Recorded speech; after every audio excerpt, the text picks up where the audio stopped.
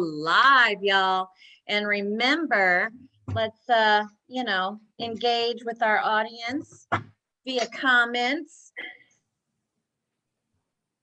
I don't think we can see the comments. I guess it'll be up to the admins to look at the comments.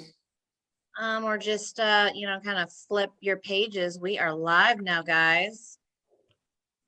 What's going on? So Hey. What's going on, guys? So we've got Trusted Results Realty Group.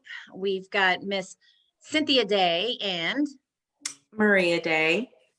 And then, of course, we've got Senior Paolo Parent of Fort Lauderdale, Florida, our trusted real estate family member. Yes. And we have good evening.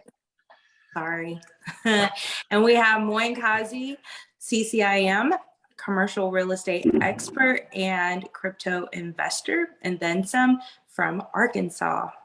Ooh, yeah. Well, you know what? You can't outdo me on Paolo's intro. I mean, he's also a crypto investor. So tonight's topic is all about crypto and real estate. Okay. So we're taking into virtual real estate purchased with cryptocurrency in the metaverse. So why don't we start out by talking about, what the heck is the metaverse? Because it's like, it's the new frontier.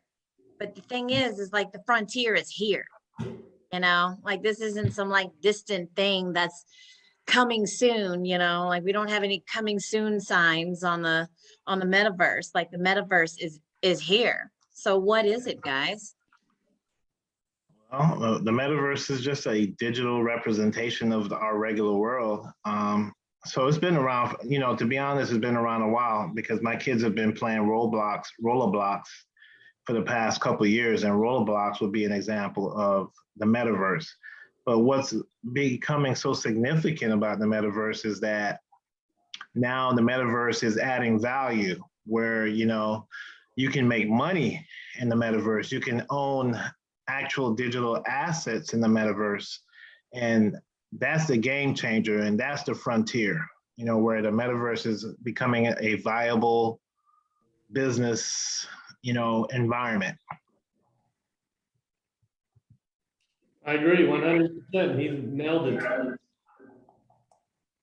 One of the things that I've noticed about the metaverse and that causes the value is that in each marketplace of the metaverse, like Decentraland, and I think it's called like Sandbox and Axie Infinity, what they do is in each of those platforms, they create their own set of rules. They have their own governance, if you will, and they also practice scarcity. So scarcity is what adds is part of what is part of the value.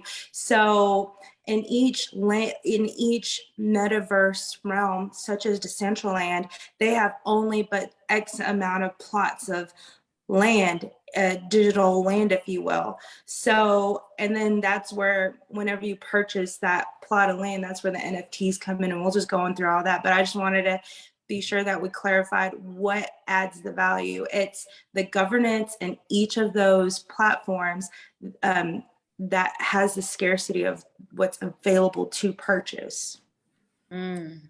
Yes, very on the head. Very, very detailed explanation. That's just sexy. Sexy.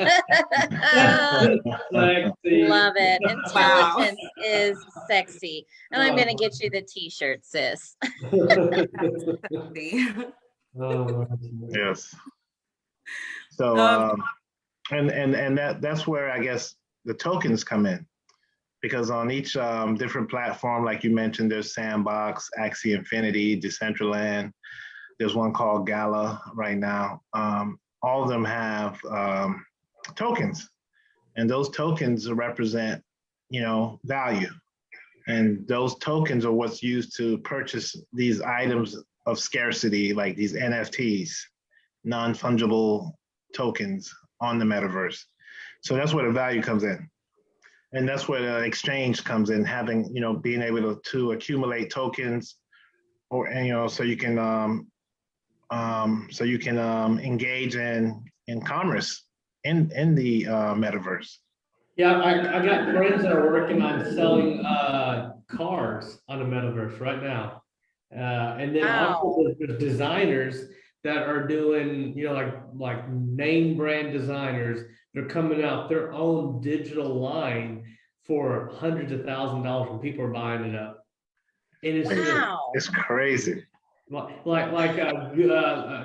wait, Louis Vuitton stuff, it'll be on Louis. Metaverse, and people will be paying top dollar for it just because they digital asset.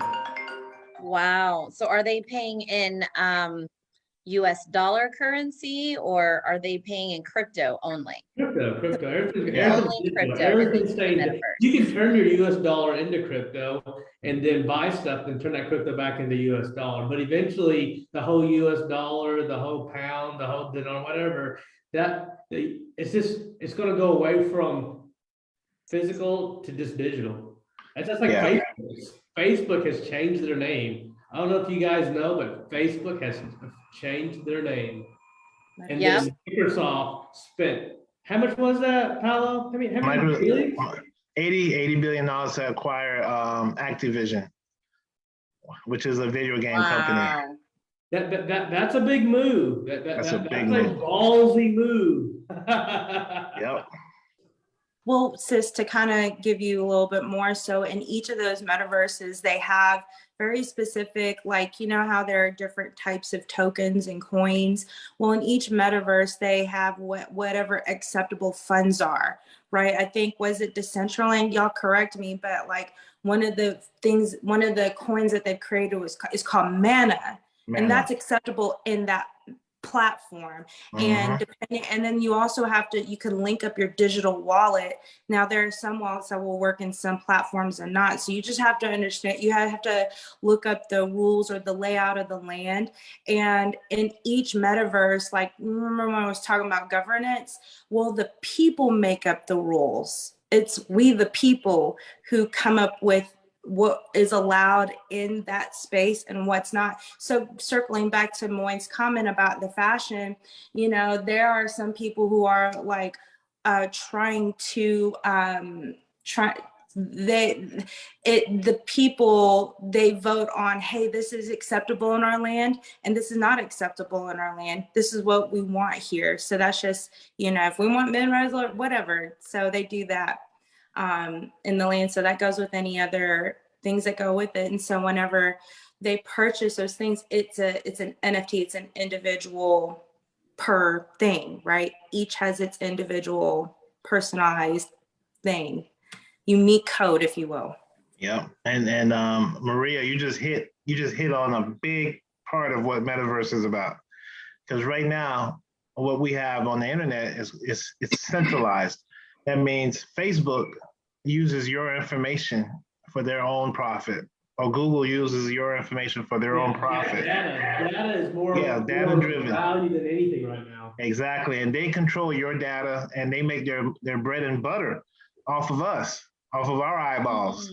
Yeah, so they're trying to predict the future. If they can predict people's movement, they can already send orders to the factory. Hey, make this, make that. People want more of this. People want more of that. Boom. They are predicting the future, and that's what they want to do. They can predict. Wow. They can sell more. It's all about money. It's all about money. Yes. Now, what's so great about the metaverse is the token holders run the metaverse. So your metaverse belongs to you, and you control the metaverse, not Google, not Facebook, not Microsoft, not one centralized entity. The group, it's like a real democracy, in other words, in the metaverse. The people control their metaverse, how they build it, how it's going to look, smell, whatever. So that's a big part of why the metaverse is so popular and so prevalent right now.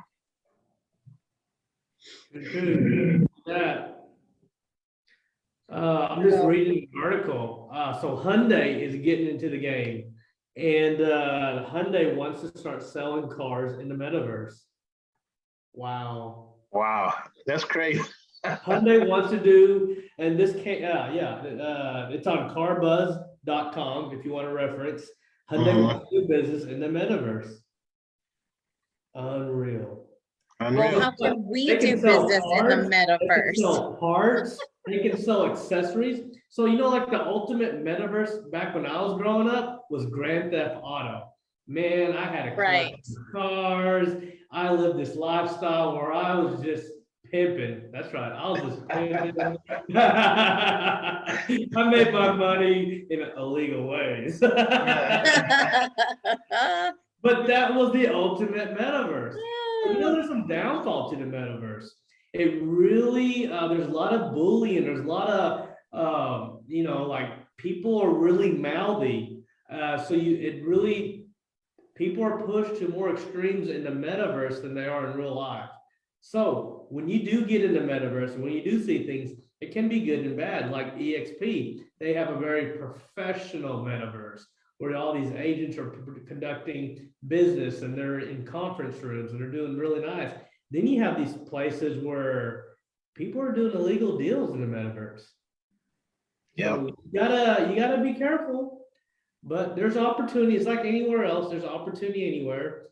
And like real estate, you know, if the area is good, it's going to sell for more. If the area is a little rough, it's going to sell for less. But I don't know if you keep up. Usually the value places end up getting more expensive after a while. People buy up lower demographic areas, just betting on for a turnaround. So always remember that. Just because you get yourself into one metaverse and it's not the best, hold on to it. You never know. Yep. So I'll be buying up the hood. Buying it up, Hey, man. I'm gonna be buying it up. gentrification. Yes, yes, gentrification, even on the metaverse. Look at Brooklyn, man. Just think if you own property in Brooklyn from 20 years ago. Woo. Right. Well, to be honest, if you own property in any hood USA in the past 10 years, you would have banked.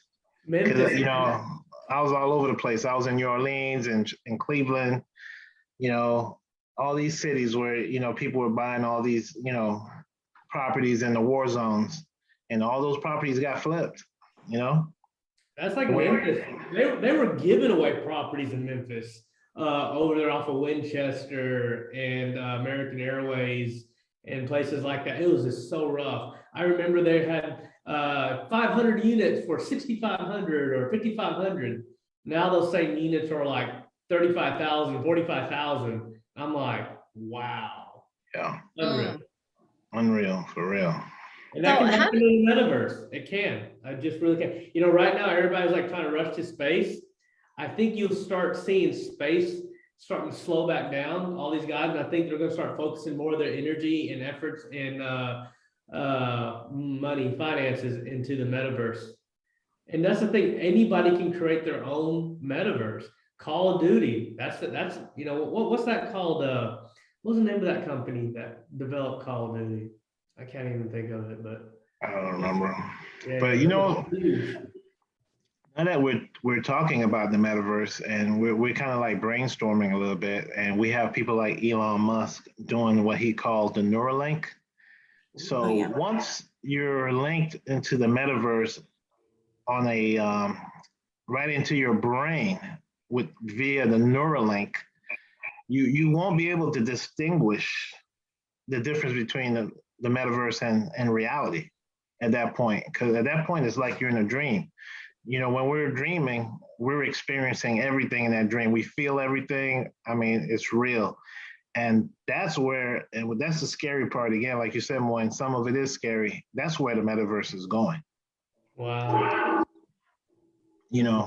Wow. Was it really going to be like the Matrix? Like you're legitimately going to plug in somehow? Of course. Oh, of course. It already is. VR headsets, it's already happening. It's been happening. Yeah, if you watch Facebook now and you see people on the VR headsets being scared to death and they're knocking people over, like one lady knocked out her little baby like she was boxing or something. So it's already happening with the VR headsets. You know, people are falling over because it's so real that they're completely immersed, you know? So once they have this Neuralink where they can directly connect you, into the software or into the hardware. I mean, it's gonna be like they're gonna have like probably have like metaverse banks where people lay down in the machine and just say, okay, I'm going into the metaverse and I'll be in there for a few weeks or whatever. I think that's where it's going. Oh yeah, so right here's another little bit of information. I'm pulling up information as we're doing this. But there was an individual that recently paid $450,000 to be in Snoop Dogg's neighborhood in the virtual world called the Sandbox. $450,000. Yep. And they're not just buying for it to blow, they're betting on that to increase in value. And also the same article is saying prices for plots have soared as much as 500% in the last few months since Facebook was announced that it was going on a virtual reality. Yep. 500% growth. Can you even imagine? And That's Snoop Dogg. insane. That's Snoop crazy, Dogg's Tim. One last bit. A recent report by crypto asset manager Grayscale estimate the digital world will grow into a $1 trillion business in the near future. Wow. In the very near future. Wow. Like this year. Wow.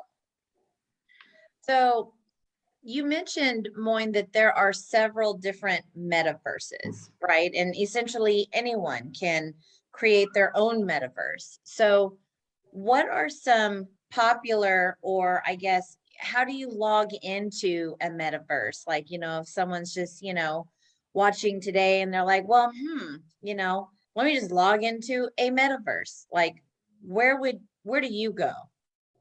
Man, there's so many, but you can go online and you can type in like popular metaverse platforms, and so like I'm doing that right now. Decentraland, Sandbox. Sandbox That's like is one. that's all of that. Those are two. Decentraland, Yes. Sonoma Space. I can't even pronounce that one. The Sandbox. So I mean. Axie Infinity. Wow. Axie Infinity. So many of them. Yeah, and that's what they're calling it, game finance, and pay to play, or you play and you get paid. Like Axie Infinity during the whole pandemic in the Philippines, you had kids who were providing an income for their families, and actually kids playing Axie Infinity, and they were earning enough money to feed their parents and feed their families by playing Axie Infinity. Wow. So you get paid to play Axie Infinity. You make money. You make tokens, which can be exchanged for fiat, US dollars or whatever. So the kids in the Philippines were actually supporting their families playing Axie Infinity. So that's how it really is. Yeah, it's real. So there's over 100 just on coinmarketcap.com. Over 100 already. Mm-hmm. I mean, my kids have been playing Roblox for a while, and they're always asking me for these Roblox cards. They're like, Dad, I need a Roblox card. And I was like, what's that? Well, I need to buy skins, and I need to buy some shoes, and I need to buy this on the metaverse or on the game. So these games, have been making money all along. Now, the fact that the player can make money, that's the game changer. Just think Minecraft. Chase plays that. Like, that's an example that could hit home to you. I know a lot of kids play Minecraft. Mm-hmm. Yep. Yeah, Roblox too. I mean, Roblox, Minecraft, because they have friends. Like when they play Roblox, they play with other people. And sometimes, I monitor them. I go and I see them talking, and I'm like, who's that? Who are you talking to?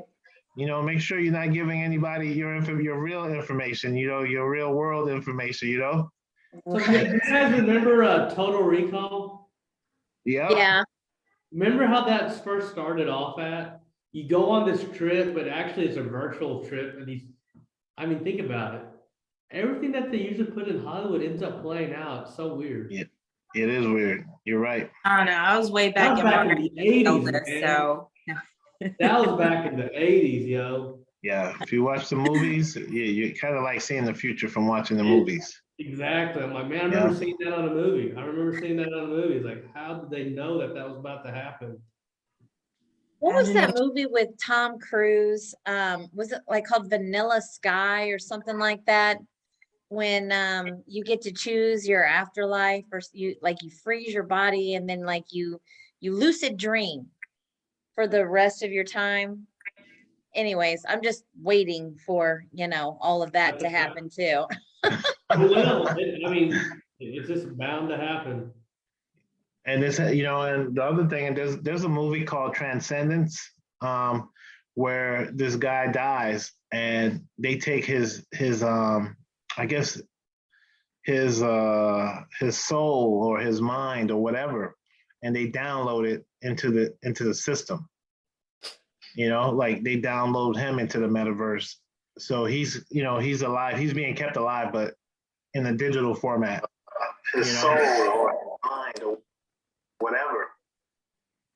So Wow. Keeping his soul alive on a digital format. That's And- insane.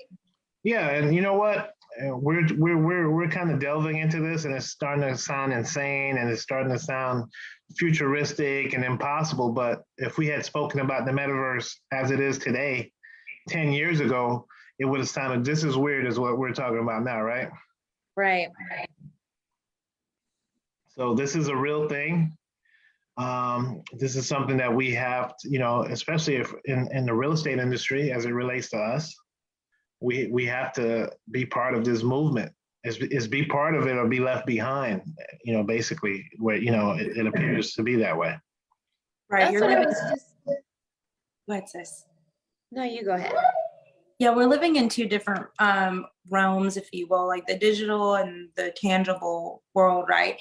And then there are things like, I don't know if, there's some, I didn't know until I got into real estate that business brokering is part of real estate. And that's essentially what you can do in the metaverse as well. You could business broker, like Amazon is brokering deals in the meta world, like where they don't necessarily want to front the technology. I'm not saying Amazon, but there are companies that don't want to front the technology per se to get into the blockchain or whatever, but they want to use the platform to do dual business and to have, to create wealth through the metaverse as well as in reality as well. So they're creating money in both places. So, like what's so great about crypto is that not only does it act as a currency, but like it does work like a stock.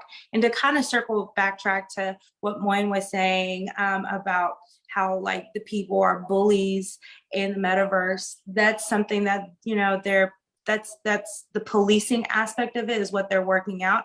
And like, that's another reason why it's so high risk is, the other part of why it's so high risk is, you could hold on to the piece of property, but what happens if that platform becomes like not popular anymore? On with the next, on with the new. So it's still the wild, wild west. Like we said a few weeks back, we don't know how to go back to like purchasing real estate on the metaverse. One of the things that's great about the metaverse is that you get to skip a lot of loopholes. Like you get to skip the wait time on purchasing the transaction. All you got to do is say buy, and there you go. You could skip the duration of closing the deal, right? And then like once you purchase that asset, you can then develop on that parcel of land. And now according to whatever governance is in that metaverse, then you could get a gamer and a digital architect, if you will, to develop on that plot of land. So for example, if you buy a lot of art NFTs, you could build an art gallery or whatever you want on that parcel and put your art to hang in that that developed property. So you have an NFT for the land, you have the for the building on top of it, and then it's like NFTs on top of NFTs within an NFT, right? So it's all these assets that you have on it, and so therefore you could sell or lease on that land, just like you do in reality. So you could house your purchases. Yeah. Inside That's your, so cool.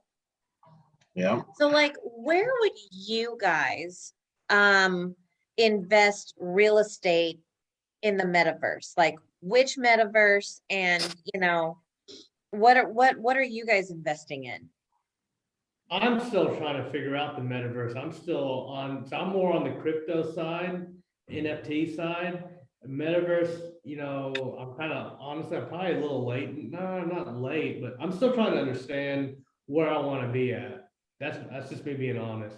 I'm still, every day I get mind blown with all the new information that comes out. So I'm still studying it. Yeah. Like, as far as myself, I'm like, just like Moin, more on the crypto side.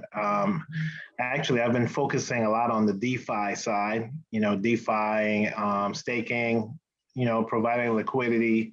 And I'm learning about, I'm just starting to delve into the NFTs myself, so I haven't tried to get into the metaverse. I've bought some metaverse tokens, just so I could, have, a little bit of this, a little bit of that. But I haven't delved to actually buying any land or anything of that, which I'm planning to, but it's just, I'm already caught up in my cryptos, and I'm already caught up in DeFi and trying to get into the NFTs because I'm an artist by trade, so that's kind of like having me revisit my artistic side. I have some artwork that I might want to turn into NFTs in the near future. So that's where I'm at, in that journey. That's insane. That's so cool. Yeah, sis, when you mentioned that, I was like, ooh, Paolo might find some interest in that. You mentioned art gallery. So, knowing that you could, legitimately become your own developer, right? In the metaverse, like which metaverse would you invest in? Would you go to and purchase your asset and then start building on the estate? I think everybody has to search their own personal. I think it's not a one size fit all type thing. I think it's one has to look at their own personal finances, if you will, their own understanding and knowledge base, and what is your, like says, you say this word a lot, what's your purchasing power, right? And Right. so, and then I would guess, you would do the research into what platforms is appropriate to where you're at this time. And then what you want to spend money on or whatnot, Lots in the metaverse, certain metaverses, I'm not going to name which one because I'd have to. Anyways, I read an article, there's a metaverse where lots, not even an acre size. I don't know how they're actually exactly computing it because they're doing all different kinds of dimensions. So there's a dimension, certain dimension, and there's small ones that you can buy. And 11 grand, $11,000 for every lot in this particular metaverse. Empty, nothing lot. Well, I am looking at something called Metaverse Properties. .com, and I'm seeing very, very affordable properties I'm looking right here is in United Arab Emirates for $109.36. And so like if I were to scroll up and toggle to like the virtual properties, it takes you to all the different continents and then just pick one. I'm gonna just pick North America, guys. And then you could buy virtual property NFTs in either Canada or in the United States in this particular website, right, that I'm at. And then where's one? There's one in Nevada for $185.90. Really? Yes, for just that low. We need to put that link up somehow put it up for the viewers. All right, go ahead and send it in the chat and I'll copy and paste. Okay. Absolutely. That is neat. 3x3s. I'm looking at some. Did you say it's metaverse.properties? It is. I'm gonna put it in the cup, but it's metaverses/properties.com. I'm about to put it in our chat. So, there's just so much.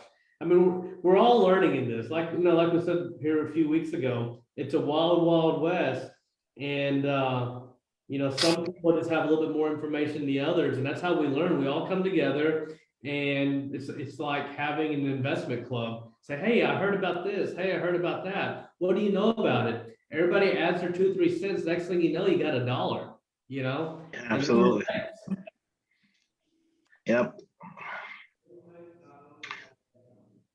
So which cryptocurrency is on the up right now? Or, you know, if the market is down a little bit, you know, which cryptocurrency are you two specifically eyeballing, staying on top of, understanding that, you know, it's the one for you right now? Well, as for me, what I've come to a conclusion about the crypto market. A lot of this activity is driven by FOMO, fear of missing out. So a lot of crypto investors, they jump on every crypto that comes out. Oh yeah, this is the next one. This is the next one. This is the next one. So the approach that I'm taking is that I've picked, you know, maybe the top 25 or out of the top 10 most viable cryptos. And I've bought those and I'm holding on to those for the long term. So I'm not jumping on every new ship that comes by. So what I'm doing is buying the dips. If I own a crypto that I know is a very good project, whenever the market goes down, I just buy more of that crypto. So I'm not jumping on every new crypto that comes up because it's never ending. It's never ending. Yeah, that's the approach that I've been taking as it relates to crypto. What about you, Moin? Sorry, cut out. Who said what, where? What about you? What about me, what? Which cryptocurrency are you currently investing in? Man, I really, at this point, I really can't say. Just for other, I just can't really talk about my investments right now. I don't really, you know, got some stuff going in the works. Got to keep everything on the down low. Well, I'll share some of mine. You know, I invest in one called Polygon, Cardano. I have Harmony One, Crypto.com, Crowcoin.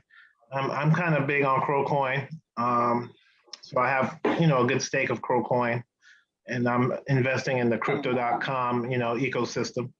Yeah, that's what I was about to invest in this evening. Yeah, don't worry. I just couldn't get it together. Yeah, so I invest primarily in coins that have their own blockchain, meaning they're just like Bitcoin or like Ethereum. They have their actual own blockchain, which other people build dApps on that. So a dApp is a decentralized application instead of just dApp, but those are built on the blockchain instead of being built on the internet or, you know. So I invest primarily in those coins that actually have a function, that are actually generating income. Those are the coins that I'm focusing on. Because you have what they call meme coins. Meme coins are coins that really have no function, but they just go based on popularity, on the network effect. You know, I tell you, you tell somebody else, and they tell 20 people, and that coin starts to build steam and it goes up in value. Those are called meme coins. So I avoid meme coins altogether, and I invest in coins that, you know, you have to research each coin. You have to find out who's the founder, who created it. You got to read the white paper. All these coins are supposed to have a white paper that tells you who created the coin, what's the purpose of the coin. And then you find out who's backing the coin, like what VC companies, venture capital companies back that coin. So if you find the same guys who backed Google, Facebook, Twitter back in the day, backing a coin now, you're pretty almost sure it's a viable project. So that's the step I take in choosing coins. That's how I choose my coins. That's a great point, Paolo. Yeah, you don't have to reinvent the wheel, you know. Yeah. You just apply old methods to this whole new, like they say, Wild Wild West. You just add, you know, use the same old methods in the new world, you know. Brilliant. And I also want to like throw in, like, if you have to also determine what you want to purchase with it too, or what you want to do with your currency. Like if you want to get into the real estate platform, when it comes to the crypto or the metaverse, you have to check and see what they accept on that platform. Absolutely. And see, and that's the coin you invest in or whatever to purchase your assets on the metaverse, just to add food for Yes. thought. And that's why they so create much what they call research. the DeFi wallets, because inside your DeFi wallets, that's what they call it. It has a swap. It has something they call a swap. It swaps coins for one coin for another coin. So most people who purchase land in the metaverse, they have a DeFi wallet. And so whatever coin they have, they can go in the DeFi wallet and swap it for like mana, so they can buy stuff in Decentraland, or what Axie Infinity uses Axie coin. So that's what the DeFi wallets are used for you to swap to whatever coin you need wherever you're at. So if you have a DeFi wallet and you have mana and you're in Decentraland and you want to go to Axie Infinity, you swap your Decentraland coins for the Axie Infinity coins so you can jump over there. It's just like another country's currency exchange. Yes. That's super cool. And that's why the big thing that they're doing now is what they call it chain interoperability. They got all these big technical words, meaning what they're working on is linking chains to all these different blockchains to bring them all together. Now, that's where a lot of the value is going to get unlocked, when they bring all these blockchains and they're all connected. Oh yeah, it would almost be like a universal. Yeah. So, yeah. That's a different topic right there. That's all. Yeah. Every topic you hit in this crypto world or this digital blockchain world is an entire topic in itself. Well, Yeah. let's do that one next week. What is Yeah. it? What is it? Blockchain interoperability. Blockchain interoperability. Yeah, that's a mouthful. Whole new term. Yeah, they're creating new terms every day. Every day there's new information. New terms, completely new vocabulary words that never existed. Just All right. Yeah. Yeah, let's dig into that next week. I just want to say I'm very impressed by Miss Maria Day. Oh, Miss Maria Day, she's a 100%. beast. She's a beast, with Yes. information. She's a great researcher. Yeah. She does her homework. I see Smarts runs in the Day family. Oh, And looks. Okay. Yeah. See, I didn't want to, and looks, it's true and it's obvious, right? Very obvious. Y'all are too kind. Thank you so much. Beauty ain't backed by brains. Yes, because the You said a brains, mouthful right there. the brains are the longevity of this family. Absolutely. Well, guys, we had such a great episode. Thank you so much for tuning in for another episode with Trusted Results Realty, Crypto and Real Estate.